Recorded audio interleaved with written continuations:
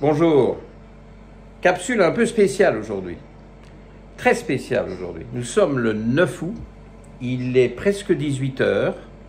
Je suis à Liège, qui est bon, la ville où j'ai fait une bonne partie de mes études, pas le primaire, mais tout le reste. Et évidemment, j'y ai des relations, et j'y ai des patients, et j'y ai une patiente que je voudrais bien vous présenter, à qui je rends visite aujourd'hui. Donc c'est très particulier.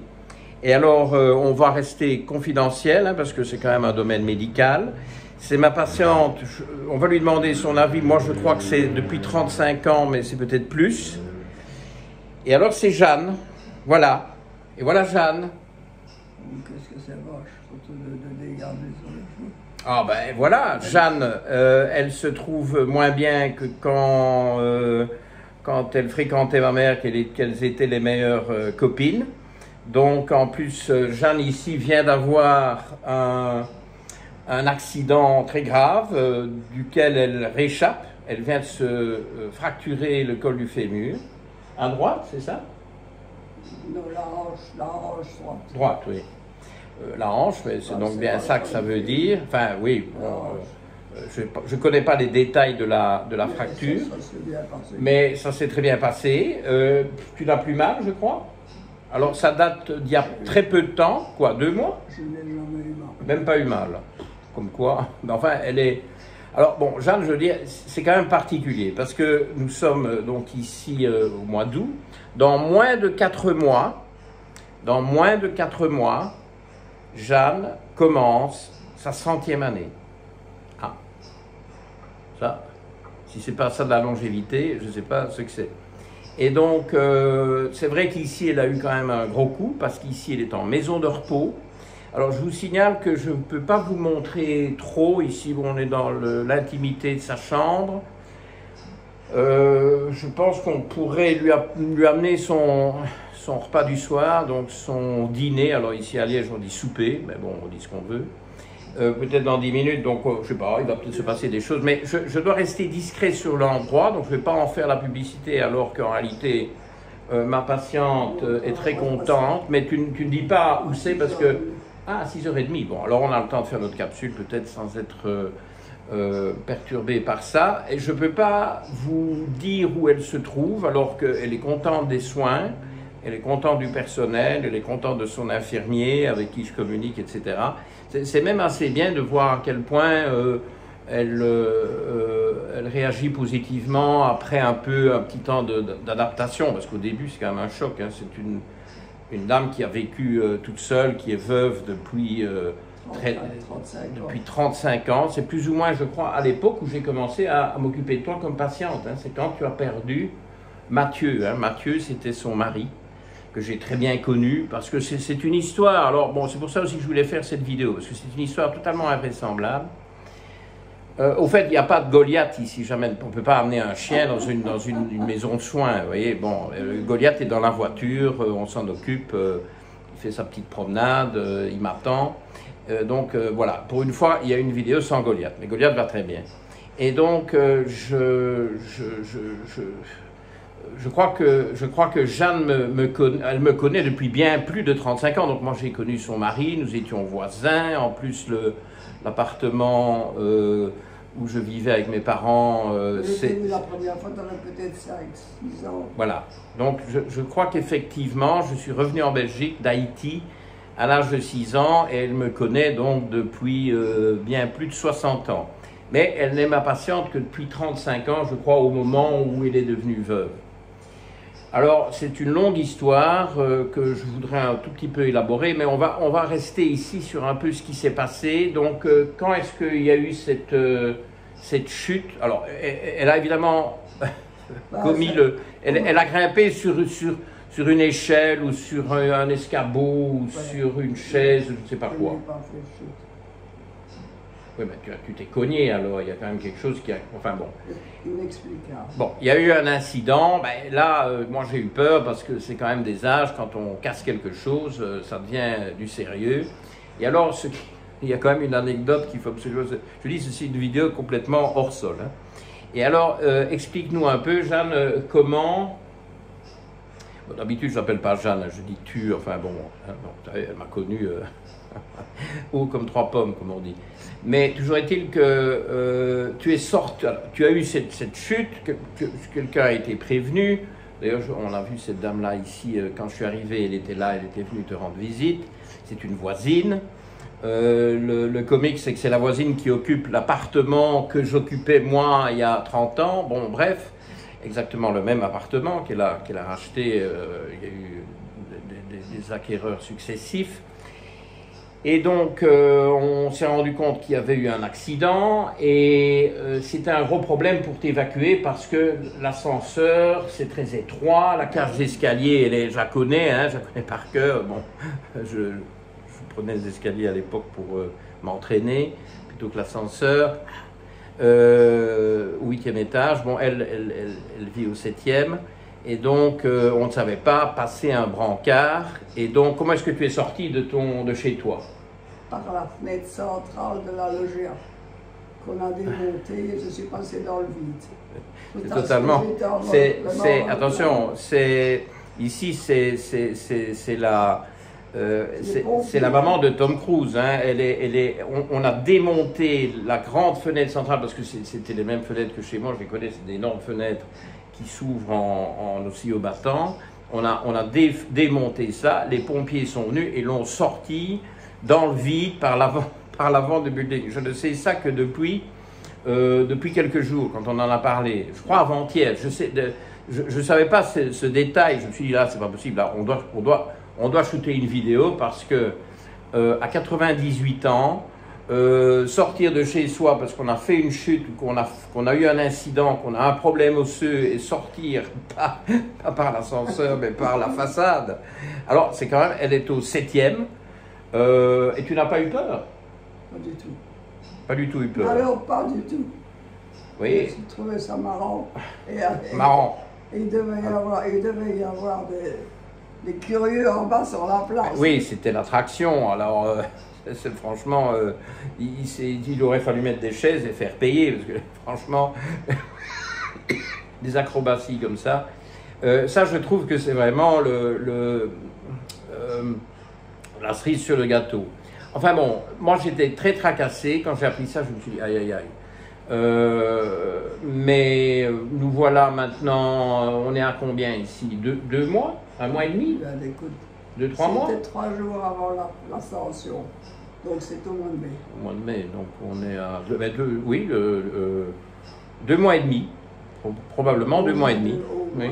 Je ne me souviens plus exactement la date de l'ascension, mais l'ascension c'est plutôt vers la fin mai, donc 2 mois et demi. Bon, alors au début j'étais inquiet, vraiment inquiet, parce que sinon elle est très bien cognitivement. Je me disais, bon, qu'est-ce que ça va donner? Puis il y a aussi le fait de ne plus être chez elle, parce que bon, voilà, ici c'est ce qui lui manque, hein, c'est son chez elle. Elle était habituée, ben, tu as vécu 35 ans dans cet appartement, seul, puisque c'est là que vous étiez en couple. Écoute, moi, ça ne te gêne pas? Ça ne me traumatise pas du moment qu'on s'occupe de moi, je m'en fous. Ouais. Non, mais elle s'adapte. Mais c'est ce qui est fou, c'est des leçons, vous voyez, c'est vraiment des leçons. Je s'en occupe bien. Parce que bon, je suis entrée, j'ai demandé des urgences au Bruyère, Et arrivé là-bas, ils sont venus me prévenir, oh madame, vous avez une fracture de la hanche droite. Tu ne te rendais pas compte que c'était cassé, toi? Ouais, si, tu ne savais pas marcher, donc forcément il y avait quelque chose. Je savais pas. Enfin, on m'avait couché, évidemment. Oui.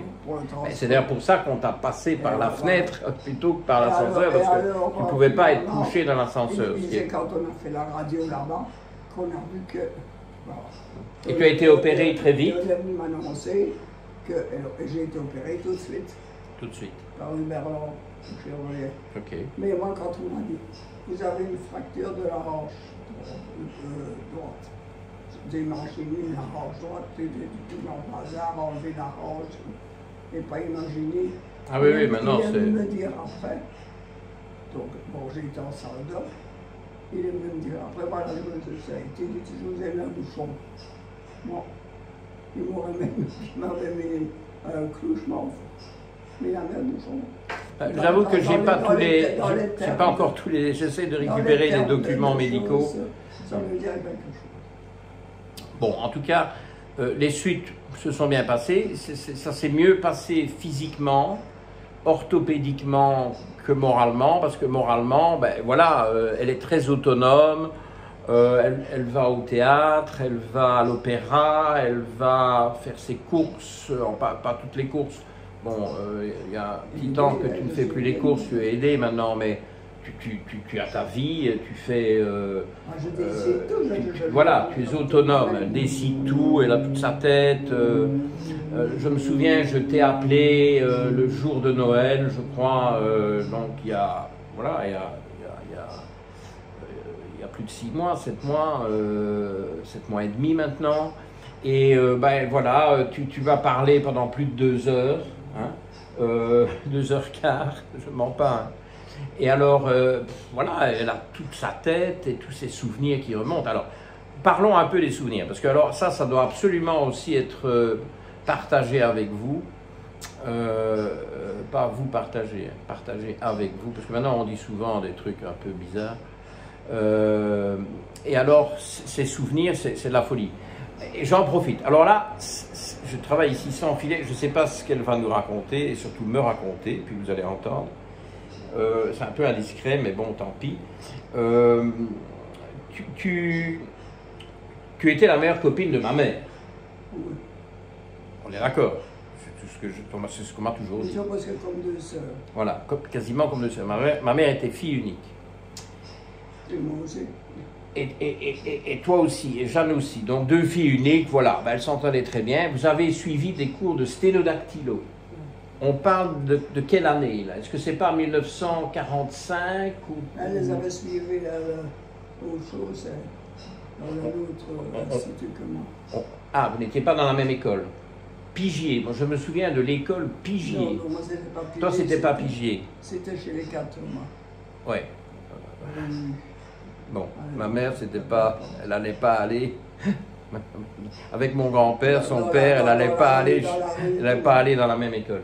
La rue qui part du quai, puis qui arrive place d'Alcourt. Ah oui, pas loin d'ici. Ouais. Et donc vous aviez tous les deux étudié quoi pour être secrétaire, c'était ça un peu l'idée. Hein, donc c'était bien. Et on est là juste après la guerre, juste à la libération. On parle de la Deuxième Guerre mondiale, hein, les petits gars. Pas de la première, mais on parle quand même de la Deuxième Guerre mondiale. On est dans le délire ici. Hein. Moi, parfois, je me demande si je suis dans un monde réel, mais je vous garantis que oui. Et alors, on m'a déjà parlé de la libération de Liège. Je crois que ça a dû se passer début septembre 1944. Oui. Donc, je crois que c'est le 9, mais je ne suis pas certain du jour. Je pense que Bruxelles, c'est le 6. Et que Liège a été libéré le 9 septembre, mais bon, à vérifier, oui, c'est peut-être pas au jour près. Et donc, tu te souviens de ça? Oui, c'est dans le mois de septembre. Oui, mais tu te souviens de l'événement, de ce qui se passait, oui, vous étiez ensemble, ma mère, je ne connais pas la réponse à ça. On était ensemble parce que, en ce moment... Je demande. On n'a jamais parlé de ça. Je promenais mon grand chien, le chien de mon beau-père, qui était un grenouillard. Et j'étais allé au parc de la Bouverie, où les Américains étaient un peu regroupés. Ah oui.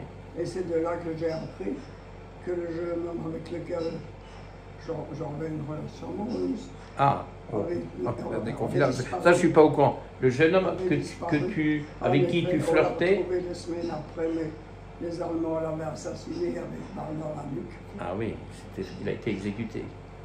Ça, je ne connaissais pas cette anecdote. Avec lui et son copain avec les armes. Ah, ils avaient des armes, donc on leur a réglé leur compte. Une patrouille allemande qui les aura tués tout de suite. Et jetés à la Meuse dépouillés de papier. Donc on les a retrouvés des mois après. Ah, on a retrouvé le corps, probablement au barrage, en aval sur la Meuse. Ouh là là là.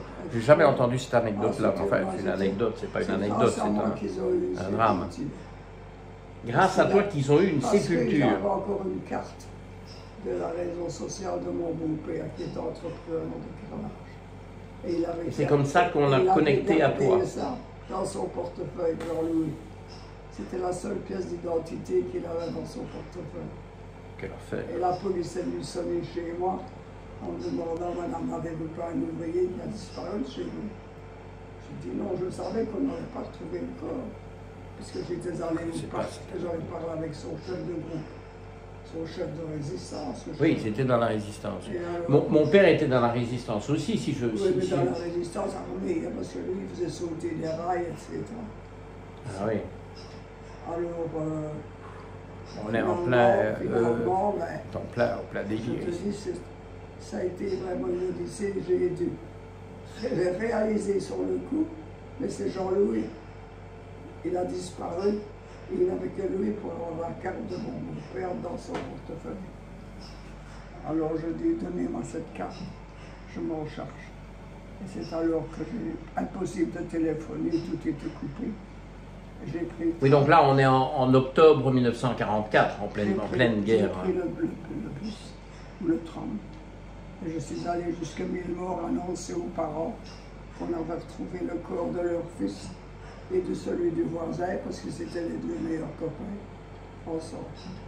Mais mes connaissances, il y avait ces journées oui, dans l'eau. Hein.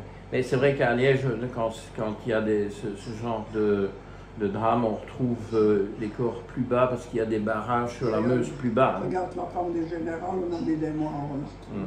Oui, juste. Oui. Bon, alors, ok, alors, bon, et ma mère dans tout ça, donc, quel a été ton rôle dans le fait que ma mère a rencontré, enfin, celle qui allait devenir ma mère, a rencontré celle qui allait devenir mon père, et quand est-ce que ça se situe? Quelle époque? Si tu te souviens. Elle a rencontré ton père avant, parce qu'il était directeur en coopérative. Et ils sortaient les gens ensemble. Ah, on parle de quelle année là? 45, 1945 C'était encore toujours la pleine guerre. En pleine guerre, donc déjà en 44. Tu vois, ça j'étais pas certain. Je oui. ne participais pas à mon ensemble. Oui, mais tu as participé. Alors, bon là je tiens de bonnes sources parce qu'on a déjà eu ces discussions-là, où tu as participé, parce que tu ne vas pas t'en tirer aussi facilement. C'est dans une rencontre assez secrète, assez mystérieuse, entre ma future mère et mon futur père, pour lesquels je crois que tu as organisé un week-end galant en 1947 à Vianden, à la frontière. C'est eux qui l'avaient organisé, mais il a fallu... Un chaperon. Non, il a fallu le faire admettre par les hôteliers. Ah oui, parce que ton père nous arrivait à nous tomber dessus. Alors là, parce que je pouvais faire... Ça, je ne connais pas. Alors là, écoute, là, dis-moi tout, parce que ça, je ne connais pas. Là, on est en plein... Je pouvais faire rire ta mère en plein mélodrame. Tomber par terre. Oui, ça c'est vrai. Là, Georges, son père, nous tombe dessus. Et comment dire, parce que j'avais eu mes parents la veille, moi, qui avaient séjourné un petit peu là-bas. Ma mère et mon beau-père. Tu connaissais les lieux, tu oui, connaissais... on y logeait. On n'avait pas su aller dans l'arrière-pays, tellement c'était ancien et on aurait s'emmerder. Et j'ai dit non, on reste à Ettelbruck, là, c'est gai, on s'est circulé. Ettelbruck qui est pas loin de Vianden, oui. C'est comme ça, mais alors ici, quand ton père est arrivé, on fait des cavaliers, quoi. Mais ça rien, on va dire que c'est le frère de ma mère. Donc l'idée, si vous voulez, c'est que de faire admettre. Ça, je tombe des nues ici. D'ailleurs, je ne sais pas, je vais boire un petit coup. Mais si, qu'est-ce que tu veux, on s'en fout maintenant. Je n'ose même pas dire. Donc, il y a 60... quand mon père est arrivé. Il y a 78 ans de ces faits-là, c'est prescrit, hein, les petits gars.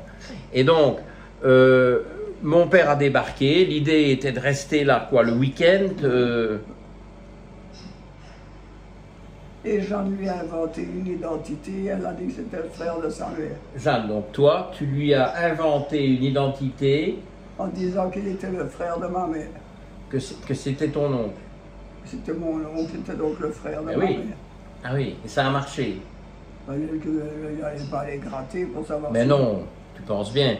Donc, est-ce que vous vous rendez bien compte de quoi on parle ici? Alors, je vais quand même vous faire un tout petit aparté ici, parce qu'en réalité... Je sais bien que dans mes trouvailles, ta maman riait parfois tomber par terre de ce que je trouvais comme pour m'en sortir, de trouvailles. Les inventions. Des inventions. Bon, mais qui pouvaient marcher. Mais qui ont marché, oui. Et donc, parce qu'il faut comprendre que j'ai perdu ma mère il y a plus de 50 ans, ok? Et donc, je ne sais rien de tout ça. J'étais trop jeune à l'époque pour vraiment avoir ce genre de discussion. Vous savez, on a une espèce de pudeur. Et donc, je découvre là, en live, avec vous, devant vous, dans cette rencontre totalement décalée, un peu mieux ce qui s'est passé. Donc, c'était pas Vianden alors, c'était Ettelbruck. Ettelbruck. Je sais pas pourquoi j'ai toujours pensé Vianden. Bon, c'est pas loin l'un de l'autre. Non, hein. mais Vianden, on l'avait laissé tomber, c'était vraiment trop chiant. Ben, Ettelbruck, c'est plus grand que Vianden. Et puis Vianden, à cette époque-là, ça a été très, très abîmé pendant la guerre. Hein. Oui, puis mais on avait un autre très démoli. Un autre patelin que Vianden nous avait réservé. On est arrivé là un après-midi. Pour manger alors? Oui, parce qu'on était là, à partir de l'après-midi, on allait s'occuper de nous. Mais il venait d'arriver un car, et ils étaient débordés avec le car qu'il fallait ravitailler. Donc on nous avait mis un peu sur une voie de garage, dans une pièce, dans un café en fait. Oui, pour patienter. Mais on voyait l'heure qui tournait, et le petit train qui venait d'Ettelbruck et qui montait jusque-là. Petit tchouf, tchouf, tchouf. Il commençait à sonner, ding, ding, ding. Il allait redescendre pour la nuit. Ah oui. Et alors, on s'est regardé. Et allez, hop, on prend les valises et on redescend avec le petit train. Mais alors, ta maman dit, où est-ce qu'on va aller? Ben, d'où rien, dit. Et on nous sommes retournés, nous venions. Et elle nous a acceptés très bien. Et nous sommes restés là tout le temps. Ah, parce que vous êtes restés plusieurs jours alors? À Ettelbruck, oui. Bien sûr, on est resté tout le temps. On n'a pas été à l'autre côté. Et donc c'est quoi? C'était un peu des vacances? C'était plus, moi je crois que c'était un week-end. Non, c'était un peu plus que des vacances. Non, moi j'appelais ça une rencontre. Ah, d'accord. Une rencontre galante. Et c'était quoi? C'était au printemps? C'était en été? Non, c'était l'été. Été. J'imaginais. Donc 1947, on parle bien de 1947. D'ailleurs, c'est du très bon vin, le 47. Ouais. Alors nous avons été dans les meilleurs restaurants avec ta maman. Et on se faisait servir et changer les couverts par les Allemandes qui nous servaient. Ah ouais. On exigeait qu'on change les couverts. Elle le demandait en allemand. Hein. On ne comprenait pas. Mais pourquoi changer les couverts entre chaque plat? Oui, pour les emmerder. Pour les emmerder, oui. Vous voyez à qui on a affaire. Bon alors, avant que cette vidéo complètement décalée, qui j'espère va quand même, je sais bien que ce sont un peu des anecdotes un peu privées, mais si vous voulez, les leçons qu'il faut tirer de tout ça, d'abord c'est que la vraie longévité c'est quand même possible. Garder toute sa tête, sa mobilité, bon, qui maintenant évidemment dans les décours de cette chute est un peu à récupérer, mais qui n'est pas du tout compromise. C'est la réaction positive face à un incident sérieux, à un âge avancé. C'est quand même, on a quand même fait ensemble 35 ans de médecine fonctionnelle. Alors évidemment, on va dire que sur les 30 premières années, c'était vraiment incroyable. Tu voyais d'ailleurs, de temps en temps, on avait besoin de consulter un spécialiste, et ces spécialistes te demandaient qu'est-ce que tu prenais comme médicament. Donc tu avais déjà 88 ou 90 ans, 92, je ne sais plus exactement. On te demandait ce que tu prenais comme médicament. Je vais finir par tomber, moi. Il fait chaud, ça glisse. Et tu disais rien, tu avais des vitamines, des machins, un petit soutien glandulaire, comme je fais. Et ils avaient du mal à te croire que tu ne prenais pas 36 médicaments. Tu te souviens de cette époque-là. Ce n'est plus le cas aujourd'hui. Okay, donc aujourd'hui, bon, Jeanne souffre d'insuffisance cardiaque. Bon, c'est l'âge. Hein, le cœur, il a pompe. Il a eu beaucoup de battements. On ne va pas calculer parce que ça va nous déprimer. Mais ça fait beaucoup de battements. C'est quasiment un siècle de battements. Et donc, il est fatigué. Et donc là, on a absolument besoin d'un traitement également sur le plan pneumologique, cardiologique. Donc, tu as une cardiologue qui s'est très bien occupée de toi, tu es très content. Oui, je ne connais pas spécialement. Ah, voilà le repas. Bon, alors, comme. Bonsoir. Alors, j'avais prévenu qu'il y aurait probablement le repas. Alors, voilà le repas. Voilà, 9 dur. Alors, je ne peux pas montrer la clinique, le personnel, les badges, etc. Donc, ça doit rester anonyme parce que. Alors, je fais cette petite aparté. J'ai convenu ici avec la direction que. Enfin, pas la direction justement, mais avec l'infirmier en chef. Bon, je ne vais pas nommer parce que ça devient déjà trop. Le type de souper. C'est pas le dîner. Le dîner, souper, oui. Oui, mais tu vas bien manger. Elle mange bien ici. Elle est contente de ce qu'elle mange. Alors, moi aussi. Et donc, j'ai convenu avec disons, le personnel infirmier de garder la confidence parce que pour pouvoir citer l'établissement, moi j'avais envie parce que c'est bien, mais pour pouvoir le faire, il faut introduire une demande officielle à la direction. Comme j'ai décidé de faire cette capsule en dernière minute, je n'avais pas le temps d'obtenir des autorisations, etc. Donc on n'a pas d'autorisation, donc on fait ça ici dans l'intimité de sa chambre. Il n'y a rien qui permet de dire où elle réside. Donc moi je suis clair parce que si je tiens pas j'ai promis que alors j'en profite pour vous montrer. Bon, j'ai quand même amené un peu de quoi faire. Alors elle va pas manger beaucoup de chocolat. Elle est très raisonnable. Une praline en dessert. On est d'accord, non? Une praline en dessert. Et le reste, ça va être pour le personnel. Alors, avec laquelle je m'entends très bien. Elle s'entend très bien avec le personnel, c'est génial. Beaucoup de gens de couleur. Mais beaucoup des gens, peut-être qui viennent d'Afrique, hein, les anciennes colonies belges, bien entendu. Alors, j'ai quand même amené 2, parce que comme ça, oui, comme ça, il y a pour tout le monde. Bon, donc, ne vous étonnez pas que c'est discret. Mais c'est bien parce que maintenant, ici, voilà, a priori, on ne sera plus dérangé. Alors, donc on parlait de ta cardiologue, hein, dont tu étais très contente. Ben,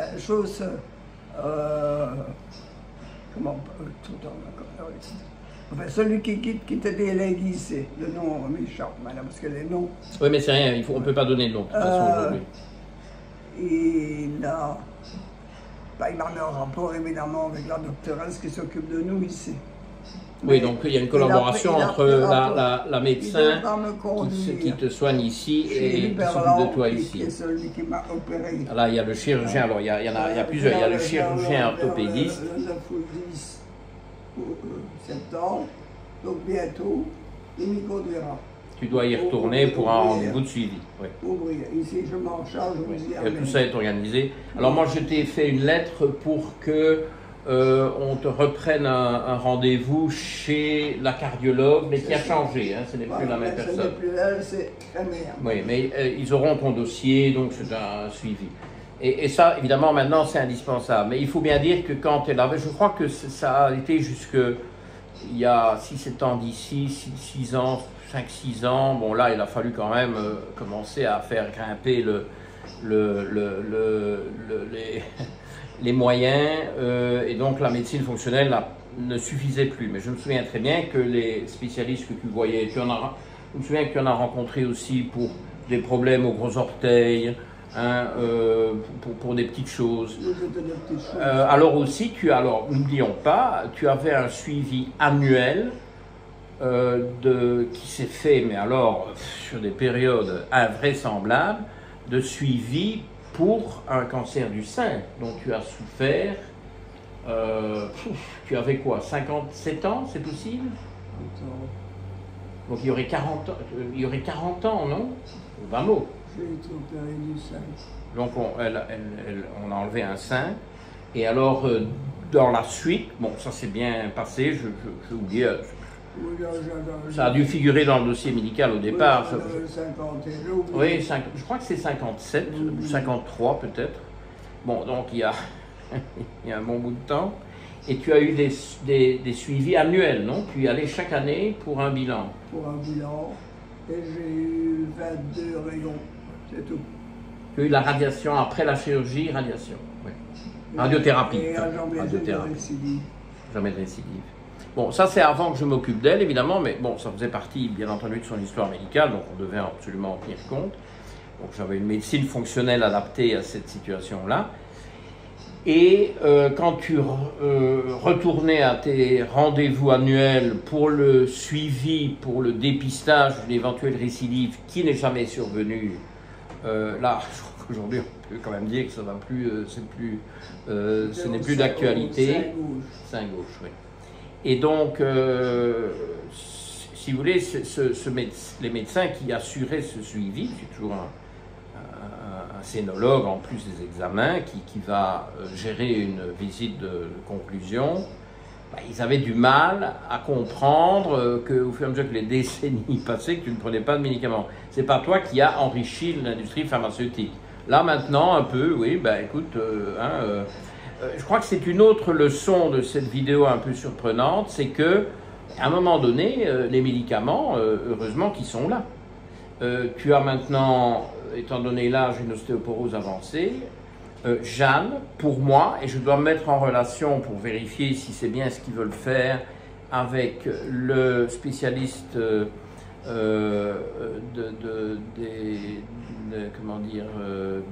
des troubles osseux et de l'ostéoporose qui, ce n'est plus celui qui te suivait dans le temps, c'est un nouveau. Oui, bon, peu importe les noms. Et donc, parce que pour moi, Jeanne est une indication parfaite de biphosphonates. Les fameux biphosphonates injectables que j'aborde, ici, c'est une indication princeps. Parce que là, il faut consolider, vu que c'est très fragile. Et donc, il y a un risque de fracture spontanée. Et d'ailleurs, il y a des vertèbres, probablement dorsales, qui sont abîmées. Donc, si vous voulez, il y a différentes médecines qui, dans une vie aussi longue, aussi exceptionnelle, qui se télescopent. Il y a des décennies de médecine classique où on a identifié, soigné, guéri un cancer du sein. Bon, ça, c'est de la médecine conventionnelle. On est là dans les années 50. Il y a 3 décennies bien faites de médecine fonctionnelle, avec moi aux manettes. Avec finalement une femme qui entre dans sa 10e décade de vie en pleine forme, on peut bien dire ce qui est, assez déchaîné par moments. Il y en a qui disent que c'est trop de forme, bon bref, ça je n'ai pas dit ça, mais bon, certains savent qu'elle a du caractère et une autonomie invraisemblable. Et puis bon, maintenant, ben, on va dire que les 5 dernières années, ça est en train de changer. On a absolument besoin de nouveau, comme du temps de ce cancer, de médecine conventionnelle, donc cardiologue, pneumologue. Je crois que le cardiologue prend en charge également les soins pneumologiques. Celui qui a suivi Roger Esther, parce que j'avais noué presque des rapports très... Elle avait un suivi d'ostéoporose, hein? Oui. Roger Esther m'a offert des pralines, parce que j'avais participé. Voilà des pralines. Avec son équipe, à l'étude des muscles. Ah, tu as fait une étude. En même temps qu'on faisait on m'a jamais dit ça, moi. L'étude des os. Ah, ok.